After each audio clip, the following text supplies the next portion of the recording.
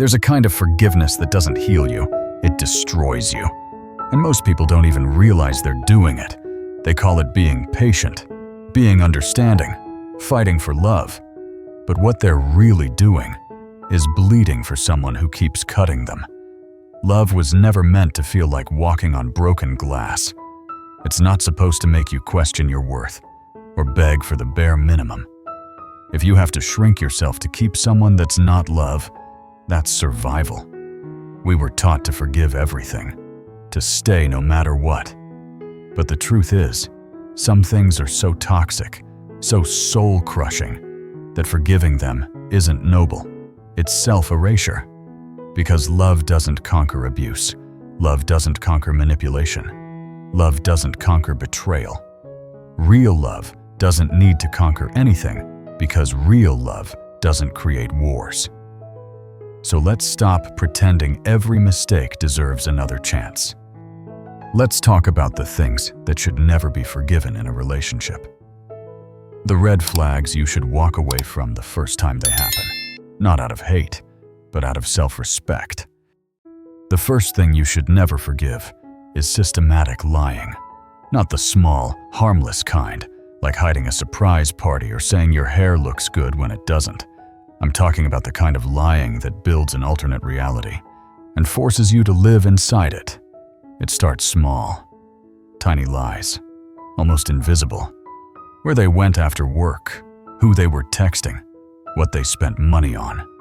You feel something's off, but you let it slide. You tell yourself it's not worth the fight. That's the trap. Because every time you ignore a lie, you teach them one thing, that your trust is cheap. And once they know that, the lies multiply. It's no longer about coffee receipts or working late. It's about a double life built right under your nose. I've seen people live years inside those lies partners with secret debt, hidden phones, fake stories for their friends. They twist reality so skillfully that you start to doubt your own memory. You stop trusting yourself. But here's the truth. Lying isn't the disease. It's the symptom. A symptom of someone who doesn't see you as a partner, but as a pawn. They're not protecting you. They're managing you. And when lying becomes normal, love becomes impossible. Because love can't survive where truth keeps dying. So when you catch someone lying, don't just listen to their words, watch their patterns. Because honesty isn't proven by apologies, it's proven by consistency. The moment someone decides that lying to you is acceptable, they've already decided that you're optional. Don't stay to fix that. You can't build trust on broken glass. The second thing you should never forgive is humiliation disguised as humor. You know that moment when they tell a funny story about you at a party, the one that makes everyone laugh except you. They say it's just a joke, but deep down, you can feel it. It's not humor, it's disrespect wearing a smile. They tease your mistakes, mock your goals, turn your insecurities into punchlines, and when you finally speak up, they roll their eyes. Relax. You can't take a joke that's not a joke. That's emotional warfare disguised as wit. Humor should make both people laugh. When it only makes them feel powerful, that's not connection. That's control. Because humiliation is never about comedy. It's about dominance. I once worked with a guy whose girlfriend turned his whole life into a stand-up routine. She mocked his job, his body, his ambitions in front of friends, family, everyone. He stayed for years, thinking it was normal. By the time he left, he couldn't even finish a sentence without apologizing first. That's what constant ridicule does. It rewires your self-worth. You start editing yourself before you even speak. You start living small, just to avoid being the joke again. And here's the truth. When someone constantly makes you the punchline, it's not humor, it's contempt. And contempt is the death of every relationship. So don't laugh it off. Don't justify it.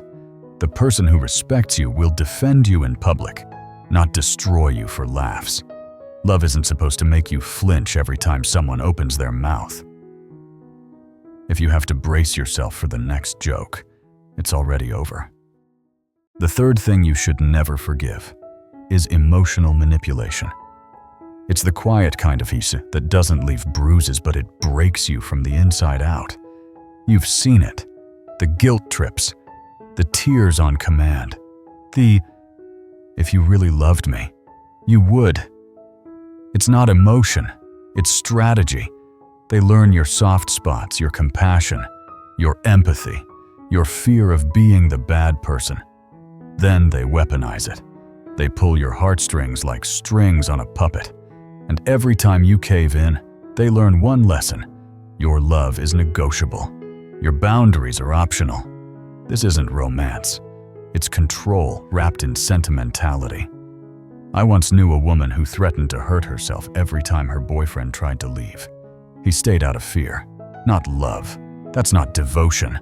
That's emotional hostage-taking. Because manipulation is never about connection.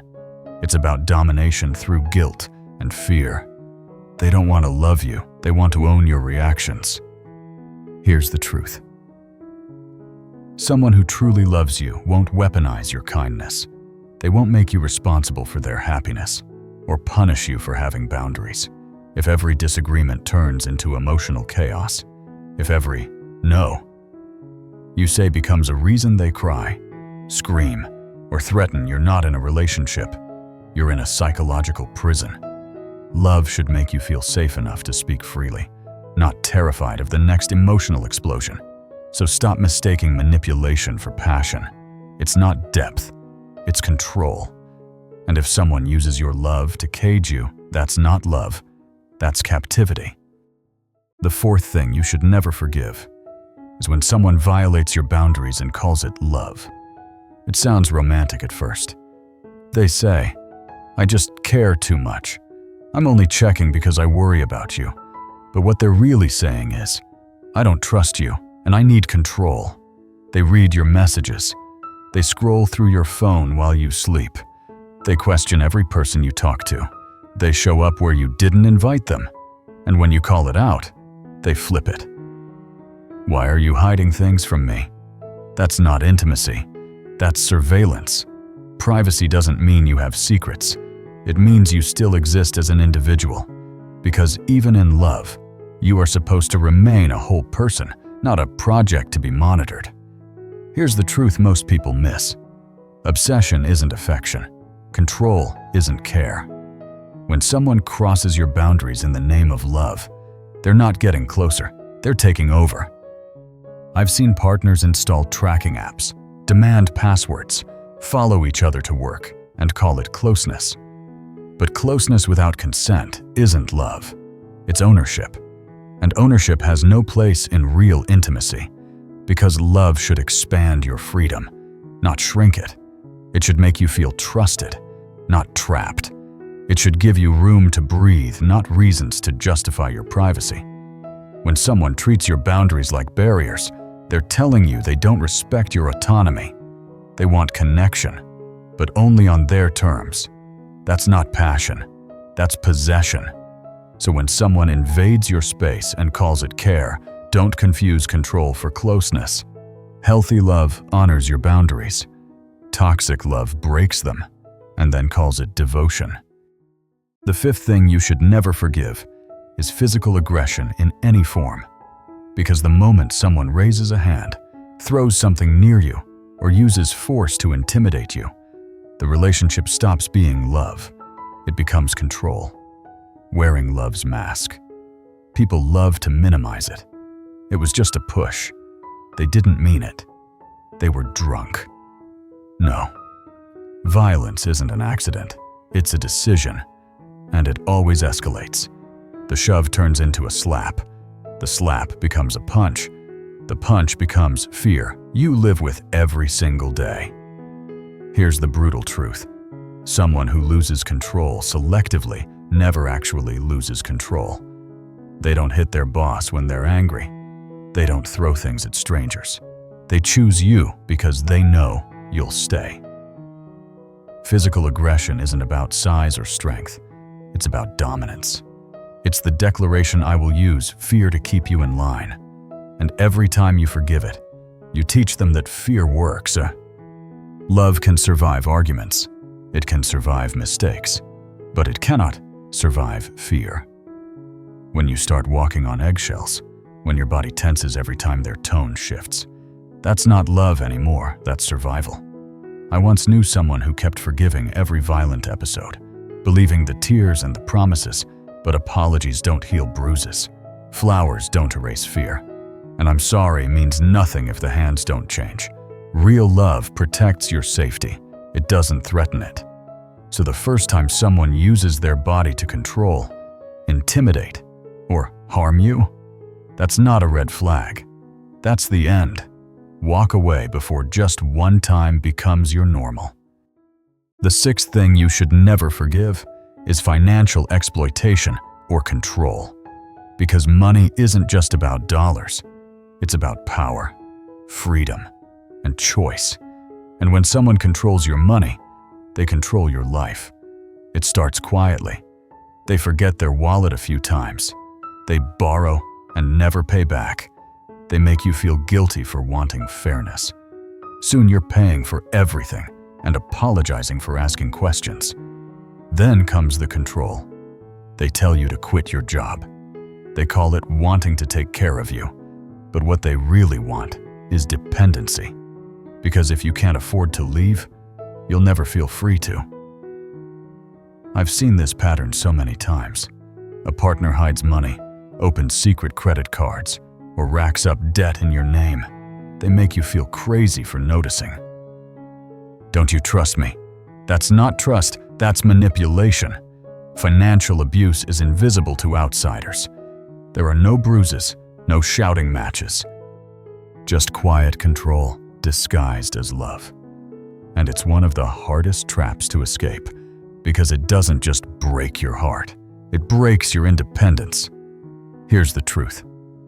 Real partnership means shared power, not secret control. Transparency, not surveillance. Consent, not coercion. When someone uses money to limit you, they're not protecting the relationship. They're protecting their dominance. Love should make you feel secure, not indebted, supported, not owned. If they use your generosity as a leash, it's not love, it's control with a pretty excuse. You don't owe anyone your financial freedom. If they are taking more than they give, you're not in love. You're being managed. The seventh thing you should never forgive is isolation. When someone slowly cuts you off from the world, it never starts as control. It starts as concern. I don't like how your friends treat you. Your family stresses you out. I just want more time with you. At first, it sounds sweet. You think, they just care. But step by step, your circle shrinks. One friend blocked, one family call avoided, one hobby dropped to keep the peace.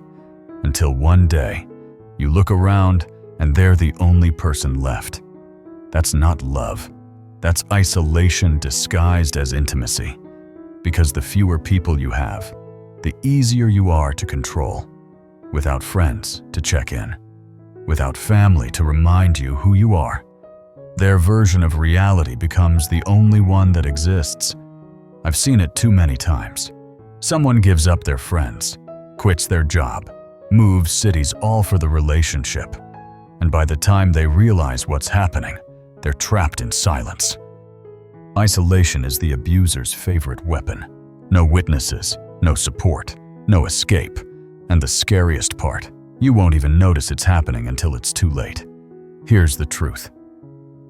Healthy love connects you to more people, not fewer. It expands your world, not shrinks it. It encourages growth, not dependence. If your partner makes you choose between them and the rest of your life, that's not devotion. That's control. The person who truly loves you will never fear your freedom. They'll celebrate it. Because real love doesn't isolate you. It empowers you to belong not just to them, but to yourself again. The eighth thing you should never forgive is infidelity. Because cheating isn't an accident. It's a series of choices, each one made with full awareness. The choice to flirt, The choice to lie, the choice to betray. Every text, every secret, every meeting behind your back is a decision to prioritize pleasure over loyalty. People love to excuse it. We were going through a rough patch. I wasn't getting what I needed. It just happened. No, nothing just happens. Cheating takes planning. It takes deception. It takes the quiet, deliberate killing of trust. And once that trust is gone, the relationship becomes a stage play pretending, performing, surviving. I've seen people destroy themselves trying to forgive infidelity. They rebuild, only to get shattered again, because the truth is harsh. Someone who cheats once is telling you what they're capable of, and believing their words over their patterns is how heartbreak becomes a habit. Cheating isn't about sex. It's about disrespect. It's about entitlement. It's about saying, "My desire matters more than your dignity." Love can survive conflict. It can survive change, but it can't survive betrayal. You deserve loyalty that doesn't need supervision, honesty that doesn't need proof, a partner who doesn't make you compete with their temptations. Infidelity is not a mistake. It's a mirror showing you exactly who they are. So when someone betrays your trust, believe their actions, not their apologies. Because real love doesn't need secrecy to stay alive. If they have to betray you to feel alive, then they were never truly with you in the first place. The ninth thing you should never forgive is when someone turns your pain into a weapon, because trust is sacred. When you open up to someone, when you hand them your story, your trauma, your scars, you're giving them the most fragile parts of who you are. And when they use those parts to hurt you, that's not love. That's cruelty dressed as connection. It starts small. You share something private. They throw it back during an argument. They mock your fears. They joke about your insecurities. They call you crazy, broken, too much. And each time it happens, something inside you shuts down. You stop opening up. You stop being honest. You start protecting yourself from the person who promised to protect you. That's what this kind of betrayal does. It teaches you that vulnerability equals danger, that love equals risk, that being seen means being hurt. I've seen it destroy people. They stop trusting not just their partner, but everyone. Because when the person who should have held your pain turns it into ammunition, you learn to hide forever. Here's the truth. Real love protects your weaknesses. It doesn't exploit them. Real love defends you in your darkest moments. It doesn't weaponize your past for power. If someone uses what you've shared in confidence to win an argument, they're not fighting for the relationship, they're fighting to dominate you. So when they call you names, throw your trauma in your face, and tell you it's just anger talking, remember this: anger reveals character. It doesn't excuse it. You deserve someone who guards your heart like it's their own, not someone who uses it as target practice. The 10th thing you should never forgive is the cycle of abuse wrapped in love bombing. It's one of the most dangerous patterns of all, because it confuses your heart. It makes you think pain and passion are the same thing. One day they break you down. The next day, they build you up with flowers, affection, promises. They scream, they insult, they humiliate, then cry, hold you, and swear they'll change. And you believe them, because you need to. That's how the trap works. The high after the hurt feels like love, but it's not love. It's relief. And when you start craving that relief, you're no longer in a relationship. You're in a cycle of addiction. They don't apologize because they feel guilt. They apologize because they fear losing control. And each time you stay, you teach them that chaos still gets rewarded with forgiveness. The lows get lower, the highs get shorter, until there's no peace left, just circle between storms. I once worked with someone who said, "I kept waiting for the good version of him to come back." But here's the truth: the good version was bait. The real version was the one who hurt her. Love bombing isn't love. It's manipulation wearing perfume. It's how abusers reset the game, make you doubt your pain, and convince you that staying is healing. Real love doesn't require you to suffer first. It doesn't destroy you to make you grateful later. It doesn't apologize with grand gestures. It prevents the harm in the first place. So when someone breaks you, then plays the hero, don't mistake recovery for romance. Healthy love doesn't need a comeback. Now let's talk about the hardest question of all. Why do people stay? Why do they keep forgiving the unforgivable? Because leaving isn't just about walking away. It's about breaking the illusion, and illusions are powerful. Some people stay because of time. They've invested years. They tell themselves, I can't give up now. But here's the truth, staying doesn't get those years back. It just costs you more. Others stay because of fear. Fear of being alone. Fear of starting over. But being alone isn't the worst thing that can happen to you. Being with someone who destroys your peace is. Loneliness heals. Abuse doesn't. Then there's hope, the most dangerous comfort of all. They're changing. They're trying. They had a tough childhood, but explanations aren't excuses. And real change doesn't come with conditions. It comes with consistency. Some people confuse forgiveness with love. They think endless patience equals devotion. But forgiveness without change isn't grace. It's self-abandonment. It teaches the other person that pain has no consequence. And then there's normalization. When everyone around you tolerates dysfunction, you start thinking it's normal too. But common doesn't mean healthy. Familiar doesn't mean safe. Here's the truth, you can love someone deeply and still need to leave them. Because love isn't supposed to feel like damage control. It's not supposed to cost you your sanity. You don't owe anyone endless forgiveness. Love that constantly hurts you isn't love that deserves to stay. So what does real love actually look like? Because after all the chaos, manipulation, and pain, some people forget. Let's be clear. Healthy love isn't perfect. It argues, it disagrees, but it never disrespects. Toxic love feels like tension. Healthy love feels like peace. Toxic love demands loyalty without giving honesty. Healthy love earns loyalty by protecting trust. Toxic love tracks your every move. Healthy love gives you space to breathe. Toxic love makes you smaller so the other person can feel big. Healthy love celebrates your growth. It never fears it. And here's the twist. Love isn't proven by how much pain you can survive. It's proven by how safe you feel being yourself. Healthy partners don't need to monitor, fix, or own each other. They collaborate. They communicate. They make mistakes and repair them without manipulation. In healthy love, I'm sorry means something.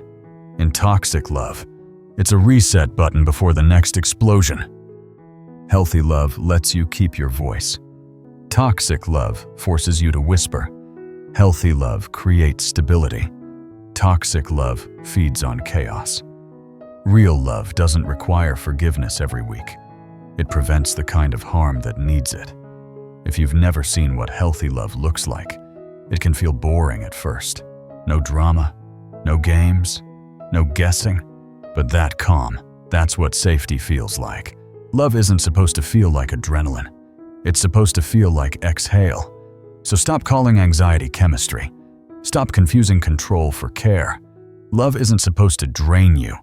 It's supposed to restore you. So what happens when you keep forgiving the unforgivable? When you keep hoping they'll change? When you keep choosing love over self-respect? You don't just lose them. You lose yourself, piece by piece, bit by bit, until the version of you that once laughed freely starts walking on eggshells, afraid to speak, afraid to breathe too loud. Staying in a toxic relationship doesn't just break your heart. It rewires your brain. You start doubting your own memories. You question your instincts. You begin to believe the lies you were forced to live in. Your body feels it too. The constant anxiety, the sleepless nights, the stomach that sinks every time their name lights up your phone.